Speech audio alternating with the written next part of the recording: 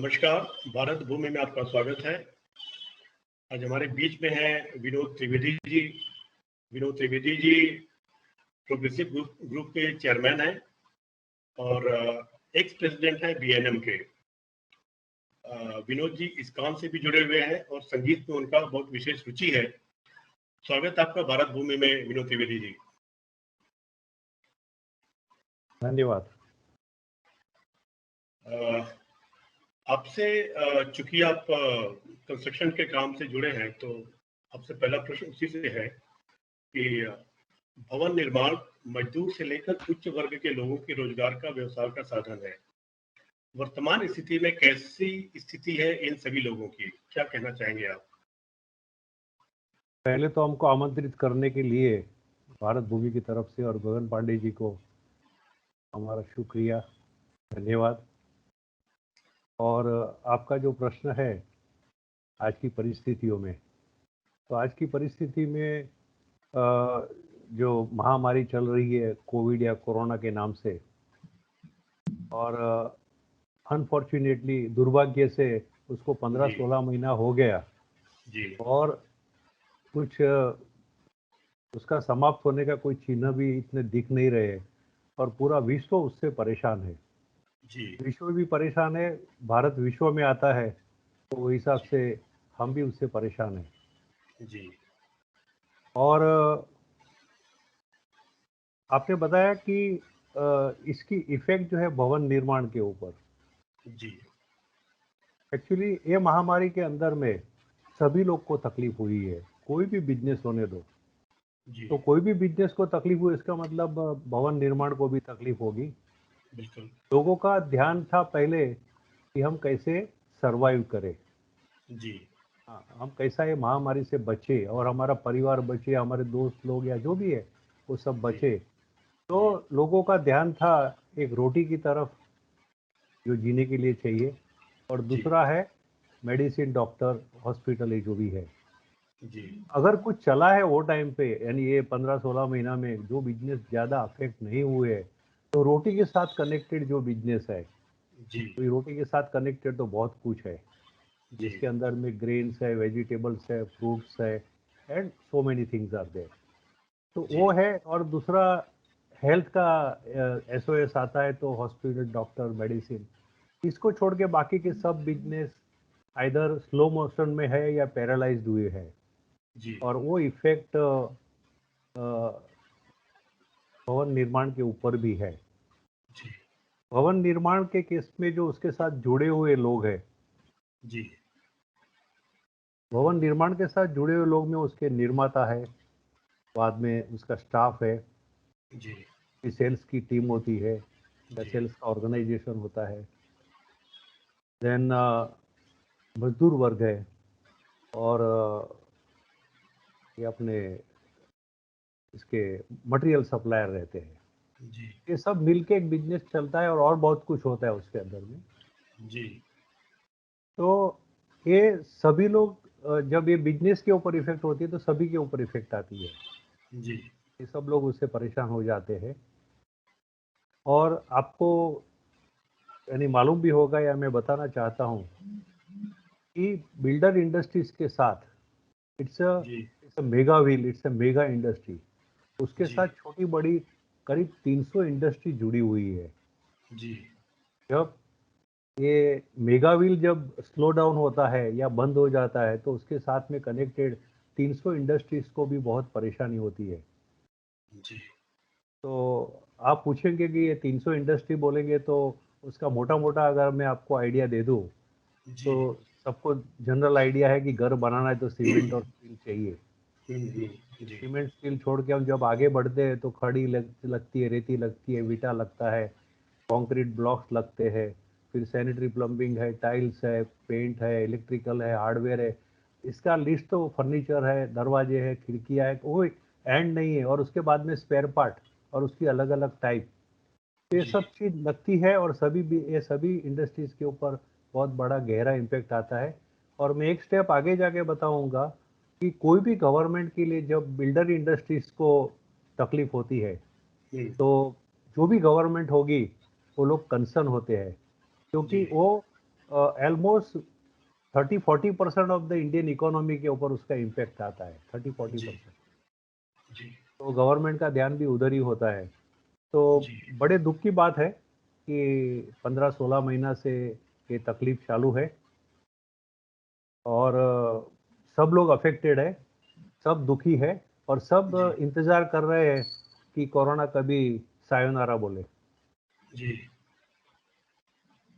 आपने बोला कि ऐसी स्थिति होती है तो सरकार को कंसर्न रहता है, तो कुछ कंसर्न दिखाया है सरकार ने, या क्योंकि अगर 300 इंडस्ट्रीज जुड़ी है इससे, तो बहुत सारे लोगों का रोजगार और व्यवसाय प्रभावित हुआ होगा। तो इतनी बड़े लेवल पे अगर लोग प्रभावित हो रहे हैं तो सरकार ने अभी तक कुछ किया या नहीं किया? उसके बारे में वो जो आपका प्रश्न है, उसके वो प्रश्न की तरफ जाते हुए पहले मैं एक चीज़ ये बताऊंगा जी। कि पहला वेव का इफेक्ट जो था हुँ, वो करीब मार्च के आसपास में इंडिया में चालू हुआ और जी, वो नवंबर दिसंबर तक उसकी इफेक्ट रही। जी, और नवंबर दिसंबर तक बोलेगा तो करीब 9 महीना 10 महीने की इफेक्ट थी वो 9-10 महीने के अंदर लोग डरे हुए भी थे और सभी लोग के पास इतना आर्थिक क्या बोलते हैं कि शक्ति नहीं होती है कि वो जी, बिना कमाए अपना जीवन गुजार सके। तो जी, लोगों का जॉब गया या लॉकडाउन होने से जॉब पे जा न सके। एक तो क्या होता जी, है जॉब है लेकिन लॉकडाउन के हिसाब से जा नहीं सकते हैं, न जी, कस्टमर आ सकते हैं न कस्टमर जा सकते हैं। जी, और ये जो लॉकडाउन का इम्पैक्ट और जी, ये जॉब की सिक्योरिटी जो बोलते हैं सब चीज़ में, तो ये जी, हिसाब से लोगों का आर्थिक जो है वो भी काफ़ी कमज़ोर हो गया। लोगों जी, को खाने के लिए भी दूसरे के ऊपर may be 80-85% of the population है कि जो हुँ, आज जाके आज कमा के या 15 दिन महीना मेहनत करके उनका घर बार चलता है। तो लोग के हुँ, लिए बड़ी तकलीफ के समय था। सेकंड थिंग, बीच में एक पीरियड आ गया फर्स्ट वेव और सेकंड वेव के बीच में जी, और वो टाइम पे जनवरी फरवरी मार्च दिसंबर ये जो था 4-5 महीना 4 महीना, तो वो टाइम पे थोड़ा रिवाइवल हो रहा था जी, और स्लो मोशन में रिवाइवल हो रहा था और लोगों को लगा कि चलो थोड़ी कुछ गाड़ी पटरी पे लग रही है अभी। जी, हाँ। फिर ये जो सेकंड वेव आया वो बड़ा घातक निकला जी, और वो सबको जो डरे हुए थे उनको ज़्यादा डरा दिया और जी, इंडिया मेडिकली भी एक्सपोज हो गया जो पहले वेव में इतना एक्सपोज नहीं हुआ था। जी, shortage of oxygen, shortage of beds and all this thing and with जी, all sincerity in hard work they have geared जी, अप एंड जो ज़्यादा कोई नुकसान होना चाहिए वो रोकने में वो लोग सफल हुए। जी, अभी का पोजीशन ऐसा है कि हम लोग को थोड़ा सेकंड वेव से अभी थोड़ा रिलीफ मिल रही है कि हम लोग बाहर आ रहे हैं और जी, लोग सोच रहे हैं कि ये थर्ड वेव जो है वो आएगा। बहुत सी कंट्री में आया है लेकिन हम उम्मीद जी, करें कि इंडिया में थर्ड वेव ना आवे और उसके पीछे कारण ये है कि अपना वैक्सीनेशन का प्रोग्राम हम लोग ने वैक्सीन खुद इंडिया में बना रहे हैं और वी आर वेल जी, प्लेस। नहीं तो पहले इंडिया बाहर से इंपोर्ट करना पड़ता था। सभी कंट्री का जी, जब वैक्सीनेशन होता था बाद में इंडिया को मिलता था। ये अपनी पहले जी, की बात है और आज जी, हम लोग सबके साथ में चल रहे हैं। आज हाईएस्ट वैक्सीनेशन इंडिया में हुआ है। ये जी, क्रेडिट इंडिया को जाती है, उनकी सोच को जाती है। जी, तो 37-38 सीआर तक हो गया है और उनका प्लान है आगे के टाइम में अराउंड 20 करोड़ पर मंथ। तो मेरे हिसाब से दिवाली के आसपास तक जो हर्ड इम्यूनिटी क्रिएट करनी है जी, वो गवर्नमेंट कर पाएगी और हो सकता है हर एक कंट्री ट्राई कर रही है कि उनकी कंट्री में हर्ड इम्यूनिटी होवे और ये हर्ड इम्यूनिटी जब होगी तो थोड़ा अपने को कोरोना से थोड़ा अपने को रिलीफ मिलेगी। अगर थर्ड वेव आ भी गया तो थोड़ा इतना उसका प्रभाव नहीं रहेगा, थोड़ा वो वीक रहेगा। तो मेरा कहने का मतलब क्या है कि लोगों को क्या कहते हैं कि अपना इकोनॉमिक पटरी पे लाना है। जी, कहने के लिए बोलते हैं कि जितना कोरोना से तकलीफ हुई उससे ज़्यादा कोरोना अफेक्टेड इकोनॉमिक्स से भी हुई है जी, और वो कोरोना अफेक्टेड इकोनॉमिक्स की कोई वैक्सीन नहीं है। जी, उसके लिए अपने पास कोई वैक्सीन नहीं, कोई वैक्सीन दिया तो पैसा मिल गया अपने को। जी, ये सब देखते हुए मेरे हिसाब से by end of this year I am हुँ, लुकिंग, जब आप बोल रहे हैं कि कैसे गुजर रहे हैं, तो जैसा मैंने बताया कि सब तकलीफ में है लेकिन ये तकलीफ अगर 2-3 महीना इंडिया ने संभाल लिया जी और ये और हर्ड इम्यूनिटी तरफ अगर हम पहुंच गए तो पॉसिबल है कि थर्ड वेव आएगा नहीं या वीक आएगा, और जी by end of this year हम लोग गाड़ी पटरी पे लाने में सक्सेसफुल हो सकते हैं। और 2022 का साल है, वो स्लोली एंड स्टेडीली नॉर्मल की तरफ जाएगा, ऐसी हमको प्रार्थना भी करनी चाहिए और हमको उम्मीद भी रखनी चाहिए। जी तो आपका बेसिक क्वेश्चन ये था अपना कि गवर्नमेंट के तरफ से। जी हाँ, तो अभी आप समझ सकते हो कि it is the mega industries जिसके साथ काफ़ी इंडस्ट्रीज कनेक्टेड है, and it is a part of our fundamental roti kapda makan. जी जीवन में बाकी की चीज़ लगेगी नहीं लगेगी मालूम नहीं है, लेकिन रोटी जी कपड़ा मकान सबको लगता है। जी और ये कोरोना के टाइम में, महामारी के टाइम में घर की वैल्यू बहुत बढ़ गई। जी पहले लोग घर में यानी बोलते थे कि घर में रहते हैं क्योंकि कमाने को जाने का है। जी यानी घर की कीमत क्या थी? एक धर्मशाला के माफिक थी जी कि काम करके आना है, 2 पैसा कमाने का है और फिर घर में आके आराम करने का, थोड़ा खाने का है। लेकिन जी उनको मालूम पड़ा कि जीवन में सब कुछ घर ही है और लोग घर जी से काम करने लगे। तो ये जी बिल्डर इंडस्ट्री के लिए मैं थोड़ा पॉजिटिव समझता हूँ कि आने वाले समय में लोग घर की भी ध्यान रखेंगे, घर के बारे में सोचेंगे और घर थोड़ा बड़ा लेंगे। क्या लेंगे? बड़ा लेंगे। एक रूम तो एक्स्ट्रा जरूर लेंगे कि जो वर्क फ्रॉम होम बोलते हैं, जी वो वर्क फ्रॉम होम करने के लिए एक रूम बड़ा होगा। बिल्डर जी लोग का बिजनेस थोड़ा बढ़ सकता है उससे। दे विल जी हैव बेटर दैट वे, और people will understand the value of home. तो जी ये चीज़ है। अभी गवर्नमेंट को इतना इम्पोर्टेंस होने के बाद में, तो उनको जो बिजनेस को रिवाइवल करने के लिए जो कुछ करना चाहिए, वो उन्होंने खाली बातचीत किया। एक क्या बोलते हैं, बातों की सहानुभूति, हमदर्दी दिखाई। जी जी जी लेकिन जो उसको रियल क्या बोलते हैं कि विटामिन देना चाहिए, शक्ति देनी चाहिए, जी वो जितनी देनी चाहिए उतनी नहीं दी। जी यानी गवर्नमेंट को सोचना चाहिए कि भी जो टैक्स है, अभी आदमी को कमाने की तकलीफ है, तो ये टैक्स कहाँ से लाके देगा? जी और वो टैक्स का यूज जो है वो बिजनेस में कर सकते हैं, जो टैक्स में सेविंग होगा वो, और जी जो उनके साथ जुड़े हुए लोग को हेल्पफुल हो सकता है, सोसाइटी को हेल्पफुल हो सकता है। जी तो ये पोजीशन के अंदर में ये गवर्नमेंट के तरफ से टैक्स में जो रिडक्शन होना चाहिए वो उन्होंने किया नहीं। जी तो इससे मालूम पड़ता है कि वो हमदर्दी है, लेकिन हमदर्दी वो अपने आप को कुछ बेयर करना नहीं चाहते। यानी पब्लिक को बेयर करने दो, लेकिन गवर्नमेंट अपना रेवेन्यू में कुछ बेयर करना नहीं चाहते। बाकी आराम से 25% 50% टैक्स कम कर सकते थे, और वो रिकवरी बेटर बिजनेस से उनके पास वापस आ सकती थी। जी ये सोच उनके पास होनी चाहिए थी। अनफॉर्चुनेटली ऐसा ये लेवल पे सोचा नहीं गया है। अगर सोचते थे तो बिजनेस को बढ़ावा मिलता था और साथ साथ में टैक्स का revenue because of more turnover मिलता था। ऐसे ही फाइनेंस इंस्टीट्यूट का हुआ है। फाइनेंस इंस्टीट्यूट ने मोराटोरियम करके 6 महीने के लिए लेके आए थे कि भाई आपको जी इंस्टॉलमेंट भरने का तो 6 महीने के बाद भरना है। तो जी 6 महीने का आपको पोस्टपोनमेंट मिला, लेकिन 6 महीने के बाद में तो वो जो है वो तो है ही। यानी जी पीछे वाला भी एक लोड बढ़ता है और जो रनिंग लोड है वो भी बढ़ता है। और जो अपने बिजनेस के लैंडिंग रेट है वो उन्होंने शॉर्ट पीरियड के लिए जी थोड़े कम किए। एक्चुअली ये जो है, ये महामारी के अंदर में ये जो भी रिक्वायरमेंट है अपने इंटरेस्ट रिडक्शन की और लैंडिंग रेट के रिडक्शन की, वो काफ़ी लंबे टाइम की होनी चाहिए, जब तक इंडस्ट्री जी रिवाइव नहीं करती है तब तक। तो ये दोनों जी चीज़ में, फाइनेंस में और टैक्सेशन दोनों में जो जोर लगाना चाहिए, या लॉन्ग विजन उन्होंने दिखाया नहीं और शॉर्ट विजन पे चले, ऐसा मेरे को लगता है। जी अभी हमारा आपसे दूसरा प्रश्न है विनोद जी। आप समाज सेवा से भी जुड़े हैं, काफी अच्छे काम करते हैं समाज के लिए, साथ में आप एक ब्राह्मण समाज के संगठन से भी जुड़े हुए हैं। यह एक जातिवादी संगठन खड़ा करने का प्रयास है या समाज से जातिवाद को समाप्त करने की पहल? कैसे देखते हैं, क्योंकि ब्राह्मण शब्द अपने आप में बहुत वृहद है। अभी आप ये जो ग्रामीण शब्द, उसका क्या कहते हैं कि जैसा नाम आता है ब्रह्म, जी ब्रह्मांड बोलते हैं वो जी ब्रह्मांड में से ब्राह्मण हुआ है। जी तो जैसा ब्रह्मांड की कोई मर्यादा नहीं है, ऐसी ब्राह्मण की भी कोई मर्यादा नहीं होती है। और जी आप अपने जीन्स ऐसे रहते हैं ब्राह्मण लोग के जी कि वो खुद का नहीं सोचेगा, वो सबका सोचेगा, जी चाहे उसके पास रिसोर्सेज है या नहीं है।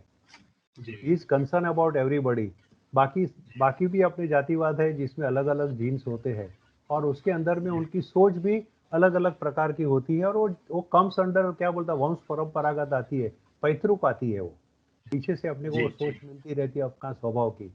तो ब्राह्मण जी लोग के केस में फंडामेंटली जब अपनी शुरुआत हुई थी, वो टाइम पे वो लोग ये आध्यात्म मार्ग के मार्गदर्शक थे, धार्मिक के मार्गदर्शक थे और हम बोल सकते हैं कि वो आदर्श शिक्षक का रोल प्ले कर रहे थे।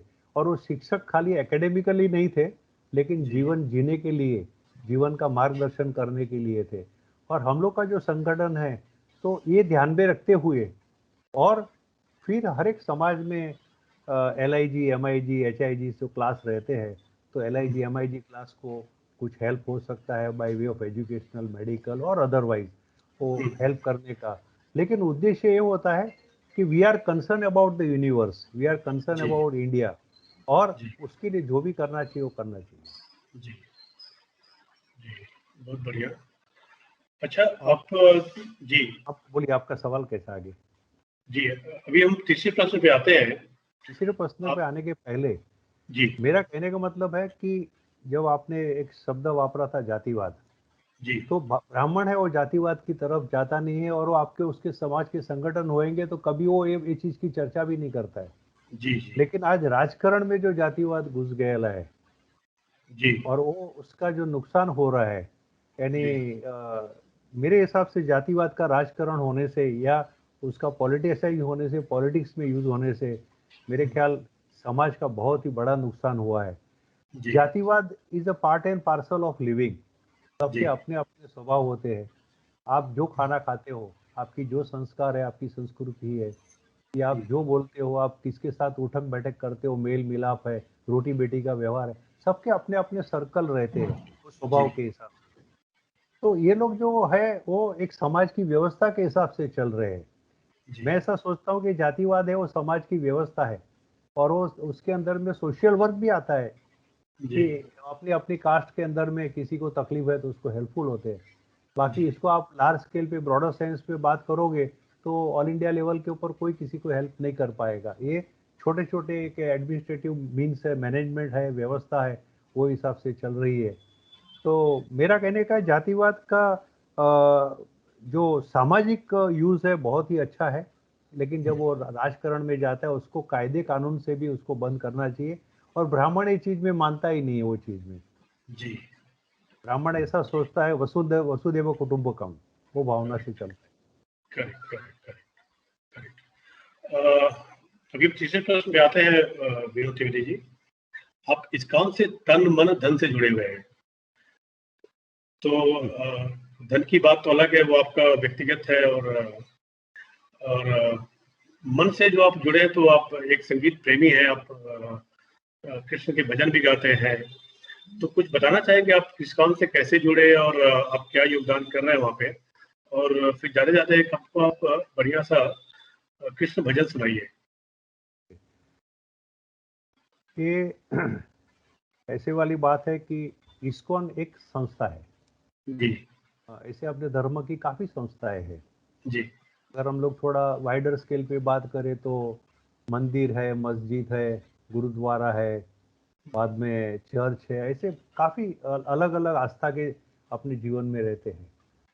तो हम ही अपना हिंदू के नाते, ब्राह्मण के नाते, कृष्ण भगवान के नाते, अपनी आस्था के नाते इसको उनके साथ जुड़े हैं। सभी जी संस्थाएं जो धर्म की रहती है उनकी सोच तो अच्छी ही होती है, उसका इंटरप्रिटेशन कैसा होता है और धर्म के बारे में आपस आपस में जो लड़ाई होती है वो गलत है।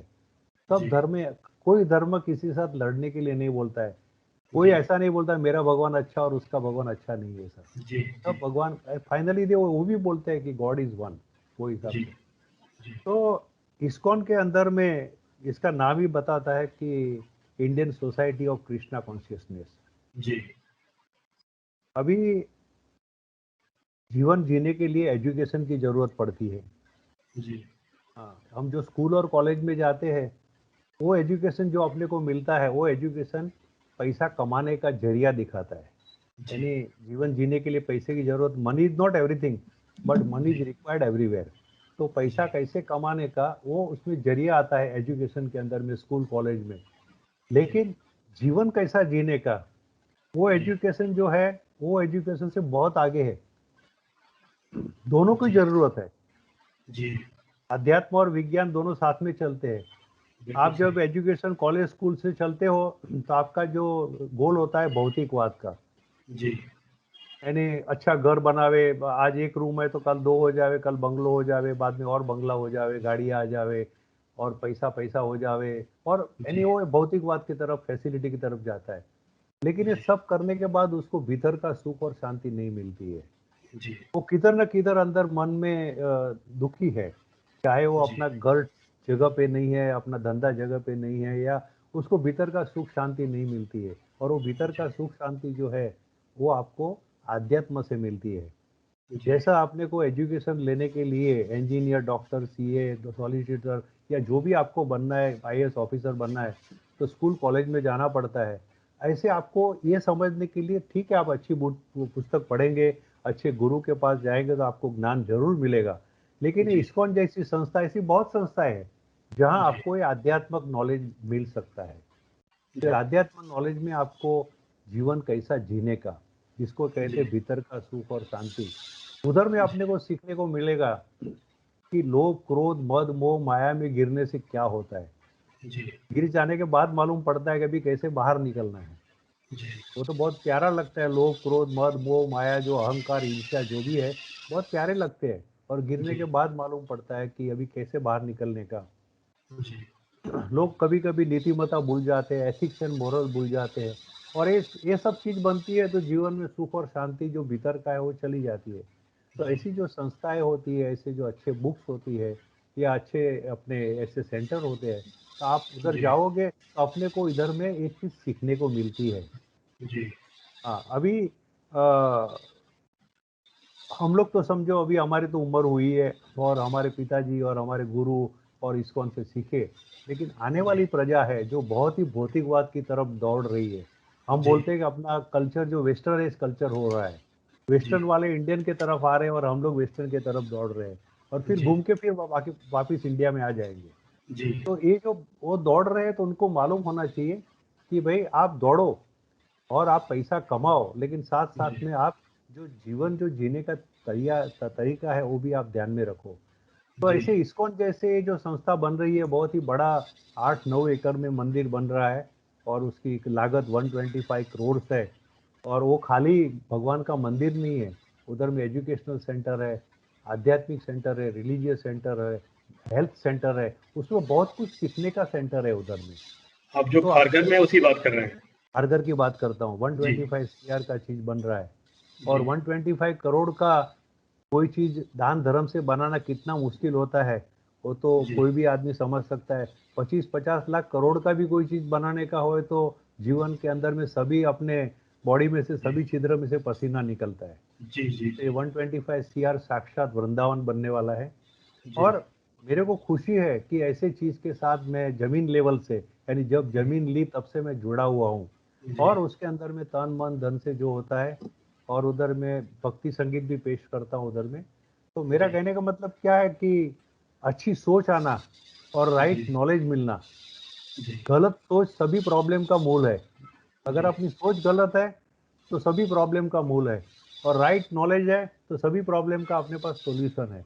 जी बाकी तो क्या बात करने को बैठेंगे तो आपका समय भी आपको बोलेगा घंटी बजाओ। जी, तो इसलिए मैं अभी आपसे कहना चाहूँगा कि आप एक सुंदर सा भजन हमारे दर्शकों को सुनाएँ।